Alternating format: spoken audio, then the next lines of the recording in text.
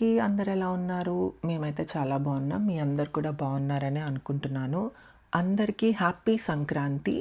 అందరూ ఫెస్టివల్ జరుపుకున్నారు అని అనుకుంటున్నాను. సో, ఇవాల్టి వీడియో వచ్చేసి మన ఇంట్లో చిన్న చిన్న పూజలు లేదంటే ఏదైనా ఫెస్టివల్‌కి రెడీ అవ్వటం కోసం మేకప్ అవి వేసుకోవాలంటే సింపుల్‌గా వేసుకోవాలి. బట్ వేసుకున్నట్టు అనిపివ్వకూడదు అని చాలామంది అనుకుంటాం కదా! సో, అలాంటి ఒక లుక్కే నేనిప్పుడు ట్రై చేశాననమాట. ట్రై చేశాను అని ఎందుకంటున్నానంటే, నాకు మేకప్ అంత పర్ఫెక్ట్‌గా రాదు వేసుకోవటం. ఇప్పుడిప్పుడే నేర్చుకుంటున్నాను. సింపుల్ లుక్ అయితే వేసుకోగలను. సో, అది మీతో షేర్ చేసుకుందామని చెప్పి ఈ వీడియో చేస్తున్నాను. అండ్ అవుట్‌పుట్ అయితే చాలా వచ్చింది. Trust me. సో, ముందైతే స్కిన్ కేర్‌తో స్కిన్ ప్రెప్ చేసుకోవాలి. ఏదన్నా టోనర్ అండ్ ఒకవేళ మీకు పోర్స్ ఎక్కువ ఉన్నాయి అని అనుకుంటే ప్రైమర్ కంపల్సరీ యూజ్ చేయండి. సో, స్కిన్ ప్రెప్ చేసుకున్న తర్వాత ఫస్ట్ స్టెప్ నేను స్ట్రోబ్ క్రీమ్ యూజ్ చేస్తున్నా. ఇది గ్లోయింగ్ మేకప్‌కి అయితే చాలా ఇంపార్టెంట్ స్టెప్.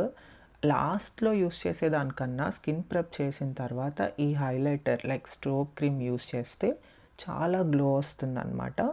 అది కూడా రబ్ చేసుకోకుండా డాబ్ చేసుకోవాలి ఫస్ట్. నెక్స్ట్ స్టెప్ వచ్చేసి కన్సీలర్ అనమాట.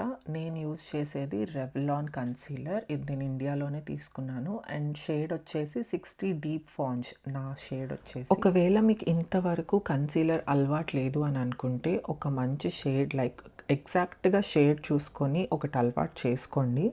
బికాస్ అనీవెన్ స్కిన్ టోన్కి చాలా యూజ్ అవుతుంది. అండ్ ఆల్సో మేకప్ వేసుకోనట్టుగా ఉంటుందన్నమాట కన్సీలర్ ఒక్కటే యూజ్ చేస్తే. ఒకవేళ ఫౌండేషన్ యూజ్ చేయకూడదు అని అనుకుంటే, నేను ఈ కన్సీలర్ ఓన్లీ అనీవెన్గా అనిపించిన దగ్గర అండ్ ఆల్సో అండర్ ఐస్కి దగ్గర యూజ్ చేస్తానన్నమాట. అండర్ ఐస్కి నేను కన్సీలర్ అప్లై చేసిన తర్వాత నెక్స్ట్ స్టెప్ వచ్చేసి LA గర్ల్ కాస్మెటిక్స్లో కన్సీలర్ ఇన్ ఆరెంజ్ షేడ్ అనమాట. ఇది ఆరెంజ్ కన్సీలర్ యూజ్ చేస్తాను. నేను ఫస్ట్ నార్మల్ కన్సీలర్ పెట్టి దాని దగ్గర పక్కనే కొంచెం ఆరెంజ్ కన్సీలర్ అప్లై చేసుకొని వెంటనే ఐస్ దగ్గర కన్సీలర్ని నేను బ్లెండ్ చేయను. ఒక 2 or 1 minute అట్లా వదిలేస్తాను. Which is called as marination అంటారు. అలా వదిలేయటం వల్ల వెంటనే బ్లెండ్ చేయకుండా మనం కొంచెం ఒక 1 minute తర్వాత బ్లెండ్ చేస్తే ఈవెన్గా బ్లెండ్ అవుతుందని అంటారు. బ్లెండింగ్ వచ్చేసి నేను మేకప్ స్పాంజ్తో బ్లెండ్ చేస్తానన్నమాట.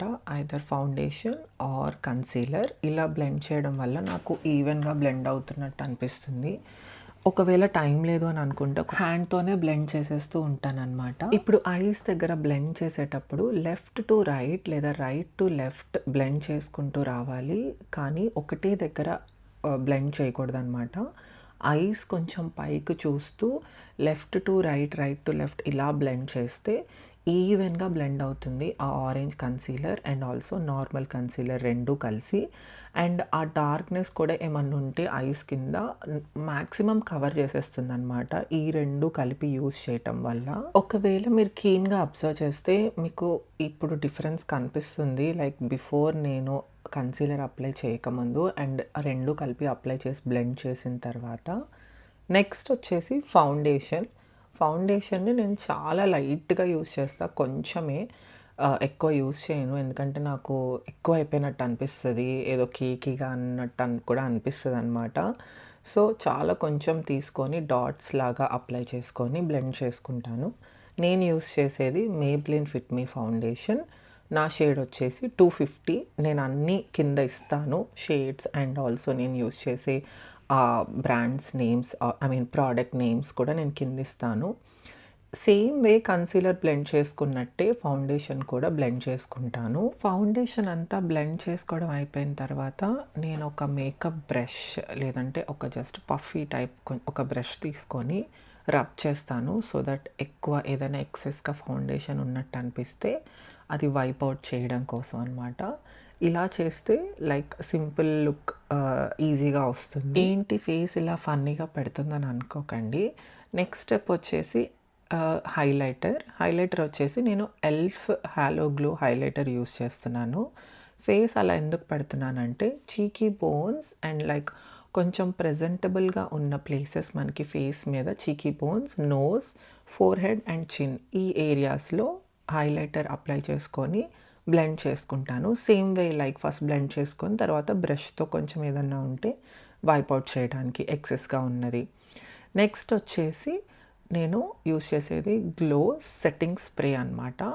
ఈ సెట్టింగ్ స్ప్రే యూస్ చేయటం వల్ల మేకప్ ఎక్కువసేపు లాంగ్ స్టే ఉంటుంది అండ్ అదే కాకుండా గ్లోయి లుక్ కూడా ఇస్తుందన్నమాట. మెయిన్ ఏంటంటే నాకు లాంగ్ అవర్స్ ఉండే కన్నా కూడా ఒక ఫౌండేషన్ అనేది ఆక్సిడైజ్ అవ్వకుండా చూస్తుంది. Next eyeliner and then coming to lipstick. Eyeliner నేను ఓన్లీ ఐకి జస్ట్ కార్నర్స్లోనే పెట్టుకుంటాను, జస్ట్ నార్మల్గా. అండ్ లిప్స్టిక్ వచ్చేసి నేను ఇక్కడ యూస్ చేస్తున్నది, నేను కింద ఇస్తాను డీటెయిల్స్, లిప్ పెన్సిల్ అండ్ అలాగే లిప్స్టిక్. ఓవరాల్ మేకప్ మొత్తం మీద నాకు ఇది మోస్ట్ ఇంపార్టెంట్ స్టెప్. ఎందుకంటే మనం వేసుకునే లిప్స్టిక్ని బట్టి మన ఫేస్కి ఒక బ్రైట్నెస్ రావాలి అనేది నేను నమ్ముతాను. అండ్ ఆల్సో ఒక లుక్ ప్రజెంటబుల్గా చేయడానికి లిప్స్టిక్ చాలా యూజ్ అవుతుంది. దానికి తగ్గట్టు షేడ్స్ సెలెక్ట్ చేసుకొని నేను యూస్ చేస్తూ ఉంటానన్నమాట. ఇది వచ్చేసి నేను రీసెంట్గా తీసుకున్నాను లారియల్. షేడ్ వచ్చేసి లేజీ సండే సంథింగ్ అనమాట. నేను ఎక్కువ మ్యాట్ లిప్స్టిక్స్ యూస్ చేయడానికి ప్రిఫర్ చేస్తాను, ఎందుకంటే నాకు అవి ఎక్కువ సూట్ అవుతాయి అని అనిపిస్తుంది. And last one but not the list, పొట్టు పెట్టుకోకపోతే లుక్ అసలు కంప్లీట్ అవ్వదు. మనం అనుకునే ఈ ట్రెడిషనల్ లుక్ అయితే ఐబ్రోస్ వచ్చేసి నేను ఐబ్రో పెన్సిల్ లేదా ఐబ్రో బ్రష్ తోటి ఎప్పుడైనా స్టైల్ చేస్తూ ఉంటాను. ఒకవేళ అవి ఏం దొరకలేదు అని అంటే జస్ట్ కోమ్తోనే జస్ట్ షేప్ చేసేస్తాను అనమాట. అండ్ కమింగ్ టు హెయిర్, నేను జస్ట్ సైడ్ పార్టిషన్ తీసి వేసుకుంటాను, లేదంటే జస్ట్ క్లిప్ పెట్టేసుకుంటాను. It depends on the occasion అనమాట. సో ఫైనల్గా లుక్ ఇలా వచ్చిందనమాట. మీ అందరికీ ఈ లుక్ నచ్చింది అని అనుకుంటున్నాను. నేను యూజువల్గా ఎంత పెద్ద అకేషన్స్ అయినా, ఒకవేళ చిన్న అకేషన్స్ అయినా కూడా మేకప్కి ఎక్కువ ప్రిఫరెన్స్ ఇవ్వను. ఎప్పుడన్నా వేసుకోవాలి అని అనిపిస్తే తప్పితే, అలా వేసుకోవాలని అనిపించినప్పుడు ఇలానే సింపుల్గా రెడీ అవుతానన్నమాట.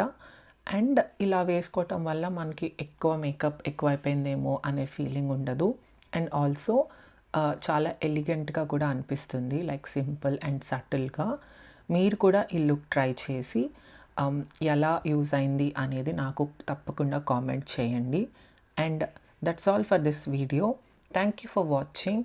అండ్ మళ్ళీ మీ ముందుకి ఇంకొక మంచి వీడియోతో వచ్చేస్తాను. అంతవరకు ఇలానే సపోర్ట్ చేస్తూ ఉండండి.